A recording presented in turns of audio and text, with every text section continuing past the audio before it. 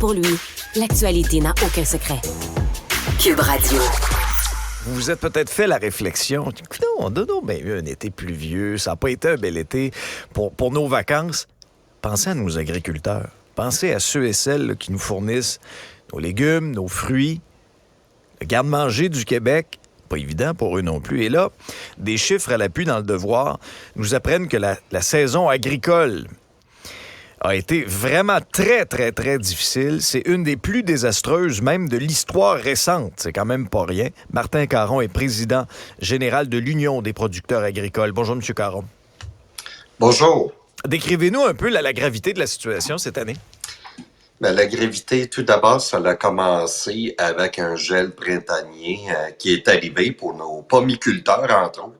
Et on a eu des avis de dommages. À 50% de nos producteurs ont fait des avis de dommages. Ça a commencé comme ça. On a eu un temps sec aussi du côté des feux de forêt à Abitibi-Témiscamingue, où ça a eu des impacts dans des zones.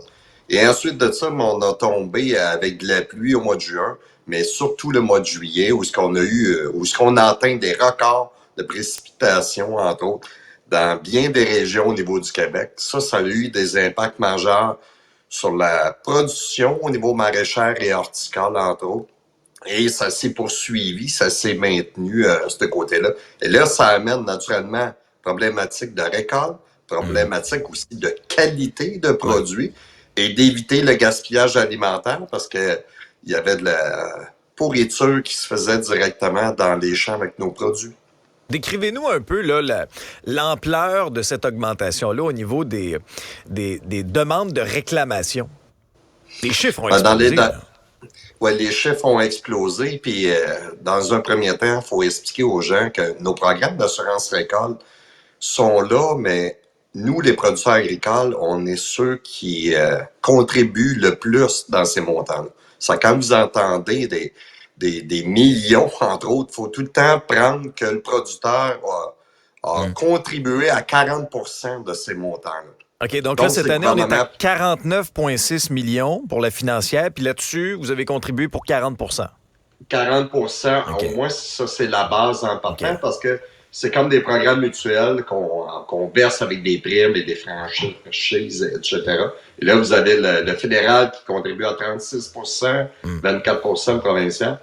Donc, nous, les producteurs, on n'a pas avantage que ces programmes-là, entre guillemets, déclenchent tout le temps parce que c'est nous qui payons la plus grosse facture de ça. Mais dans un cas comme cette année, on voulait que ça déclenche parce que ça avait un impact majeur.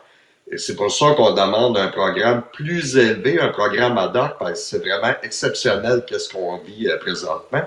Puis déjà, par rapport à toute l'inflation, la hausse des taux d'intérêt, déjà nos producteurs sont impactés sur les entreprises. Puis on a à penser aussi à nos jeunes qui viennent d'investir par rapport à des entreprises. Donc, l'impact financier est énorme. Et là, on continue à traiter ces produits-là pour éviter ce gaspillage-là. Puis l'autre aspect, au-delà des avis de dommages qu'on voit dans les champs, où on ne peut récolter ces produits-là, il y a les autres produits qu'on veut entreposer. Et là, là aussi, il y a des risques, entre autres, qu'on voit qu'on peut perdre la récolte. Puis un producteur pas de récolte, ben c'est pas de revenu, puis c'est pas avec les assurances qu'on est capable juste de faire nos paiements. Dites-nous, M. Caron, c'est quoi les productions les plus touchées cette année? Les productions les plus touchées, on voit au niveau des producteurs maraîchers, horticoles, entre autres. On parle de légumes, que ce soit des légumes de transformation, que ce soit des légumes au champ, des légumes racines, fraises, framboises aussi. Vous avez vu, on a eu des fraises, la saison partait bien, mais avec ce coup de pluie-là, on a eu des producteurs qui ont dû arrêter l'autocueillette. Ils ont eu des pertes de 50-60%. Et ça risque aussi pour l'année prochaine parce que les plants qui ont eu de la pourriture risquent d'avoir des impacts pour l'année prochaine. On parle aussi de nos producteurs de grains. Producteurs de grains, on parle de céréales, de blé pour faire de la farine, de l'orge brassicole. Là aussi, la qualité a été impactée par rapport à ces produits-là. En plus de ça, au niveau des quantités. Puis on regarde les pommes de terre aussi. Les pommes de terre, c'était difficile, c'est encore difficile. L'entreposage, eux aussi, c'est là. Producteurs bio aussi, faire des travaux, vous savez, en tant que producteur bio, il faut faire des travaux du sarclage au niveau des mauvaises herbes, avec beaucoup d'eau. Puis je pense que les gens l'ont vu aussi, soit au niveau de leur plate-bande, là. Ils ont vu les mauvaises herbes continuer à pousser. Mais imaginez-vous, quand c'est dans un champ, c'est pas évident. Puis là, on pouvait pas rentrer dans le champ. Là.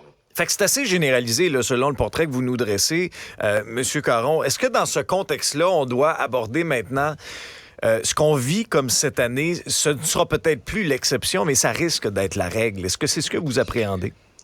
C'est sûr que la situation des changements climatiques, ça fait quelques années qu'on travaille là-dessus, qu'on amène des nouvelles technologies, entre autres, puis qu'on regarde un peu par rapport à cette gestion-là de l'eau. C'est sûr que ça a déjà arrivé qu'on ait des coups d'eau comme ça, mais d'un temps donné si court avec la quantité de précipitations, ça, c'était du jamais vu. Ça donc, va falloir adapter par rapport à nos champs, par rapport à nos cultures. Mais c'est pas évident. On vit avec Dame Nature et on voit que dans tout son ensemble, c'est catastrophique cette année, mais il va falloir trouver des solutions. Très bien. Merci beaucoup, M. Caron. C'était le portrait de la situation pour l'UPA. Quelques chiffres en conclusion là-dessus. Là. On est rendu à 6 119 avis de dommages que les producteurs agricoles ont présentés à la financière. Ça, c'est 2023. On a versé jusqu'à maintenant 49,6 millions aux agriculteurs qui sont assurés. Et juste pour vous donner une idée, à pareille date l'an dernier, 21 millions. Ça nous démontre la gravité de la situation.